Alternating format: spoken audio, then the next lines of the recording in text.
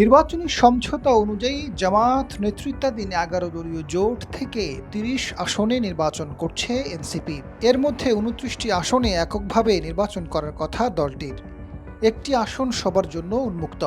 তবে নির্বাচন কমিশনের চূড়ান্ত তালিকায় দেখা গেছে এনসিপির জন্য নির্ধারিত ২৯টি একক আসনের ১২টিতে জোটের অন্যান্য প্রার্থীরা মনোনয়ন প্রত্যাহার করেননি।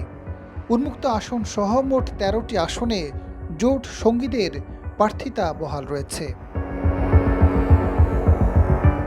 এনসিপির নেতারা জানান, চট্টগ্রাম ৮ ও নরসিংদী ২ আসনে জামায়াতের প্রার্থী আছে। নারায়ণগঞ্জ ৪ আসনে বাংলাদেশ খেলাফত মজলিস, সিরাজগঞ্জ ৬ আসনে এবি পার্টি, ঢাকা ২০ আসনে খেলাফত মজলিস এবং রাজবাড়ী ২ আসনে খেলাফত মজলিসের প্রার্থী মনোনয়ন প্রত্যাহার করেননি।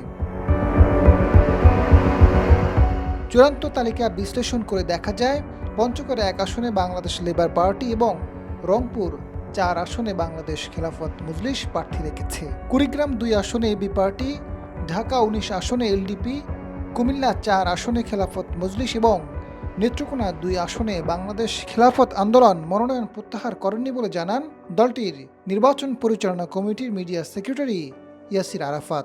৩০ আসনের যেটা এটা তো চূড়ান্ত। অন্য শরিকদের অনেকে যেটা করতেছে না সেভাবে। এটা আসলে জোটের যারা দলগুলো আছে, দলের শীর্ষ নেতারা অলরেডি কয়েকবার বসছে। আশা করি এটা সমাধান আপনি দেখতে পাবেন কয়েকদিনের মধ্যেই। সেটা বলা যায় যে ২ তারিখের মধ্যে বা এরকম আর কি, এর মধ্যে সব একটা পর্যায়ে সমাধান চলে আসবে। ছাড়াছাড়ি নেই, মানে যাদের যে আসন সেগুলো ৩০টা তো ফিক্সড আমাদের। এখান থেকে অন্যদের বসে যেতেই হবে, বাধ্য হবে, না হলে দল থেকে বহিষ্কার করবে। জোটের যেসব দলের প্রার্থীরা বসছেন না তাদের ব্যক্তিগত সিদ্ধান্ত বসছে, তো তাদেরকে দল বহিষ্কার করবে। ভালো মন্দর বিষয় তো ওইগুলো ওই সব আলোচনা বহু আগে হয়েছে, তাই না? এখন আসলে ওই আলোচনা নাই। জুবাইর আরিফের এটা সংবাদ সম্মেলন করেই করছে, কিন্তু তারপরে তারা অসহযোগিতা করতেছে, এরকম অভিযোগ আছে।